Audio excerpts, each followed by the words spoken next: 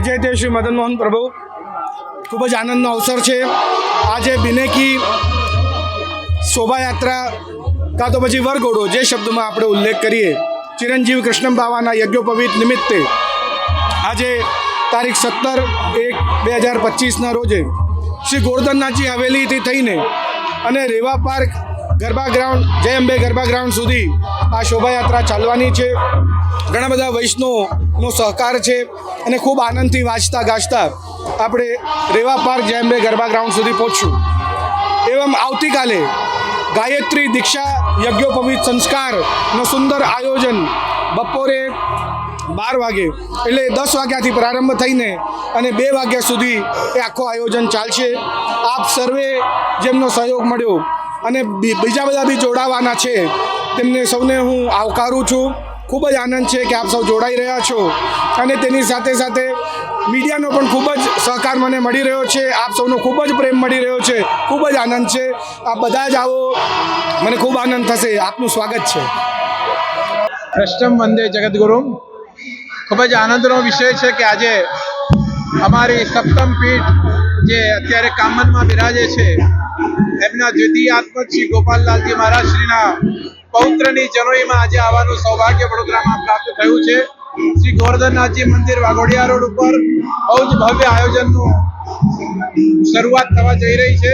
હું તમામ વૈષ્ણવોને અને વડોદરાના વૈષ્ણવજનોને ખૂબ ખૂબ અભિનંદન અને શુભકામના પાઠવું છું।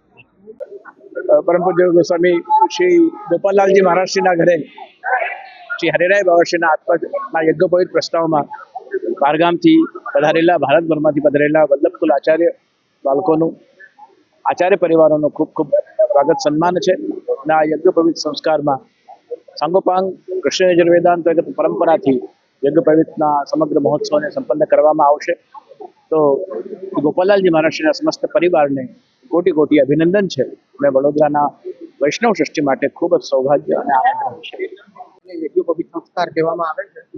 એ યજ્ઞોપવિત સંસ્કાર જે છે, ઉપનયન સંસ્કાર, જેનાથી આપણને બ્રાહ્મણત્વ પ્રાપ્ત થાય છે, એ સંસ્કાર જે છે એમને પ્રાપ્ત થાય છે અને એના માટે આ આયોજન કરવામાં આવ્યું છે। અને અમારા વલ્લભકુલ સંપ્રદાયની અંદર બધા જ સંસ્કારો થાય છે। થોડું સંસ્કારનું મહત્વ સનાતન ધર્મની અંદર રહેલું છે અને એ સનાતન ધર્મની અંતર્ગત આ બે જે સંસ્કાર, 14 સંસ્કાર અને યજ્ઞોપવિત સંસ્કાર, આ બે સંસ્કાર મુખ્ય છે, જેનાથી બ્રાહ્મણોને બ્રાહ્મણત્વ પ્રાપ્ત થયું અને યજ્ઞોપવિત દ્વારા ગાયત્રી મંત્રનો અધિકાર પ્રાપ્ત થાય છે।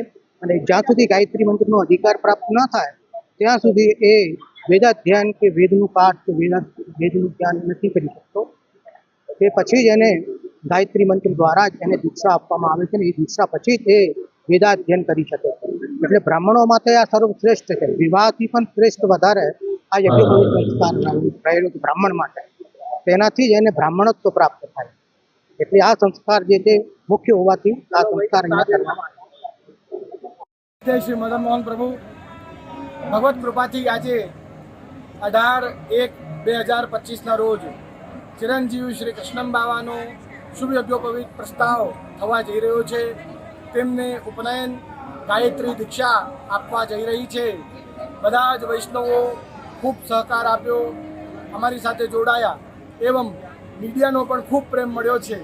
આ બદલ સૌનો ખૂબ ખૂબ આભાર છે અને આપ સૌને ખૂબ ખૂબ આશીર્વાદ છે। બધા જ આવો, હજી કાર્યક્રમ ચાલુ છે। જો આપને અનુકૂળતા હોય તો આજે 3 વાગ્યા સુધી બપોરે આ સુંદર આયોજન ચાલુ છે। આપ બધા જોડાશો જી, શુભમ।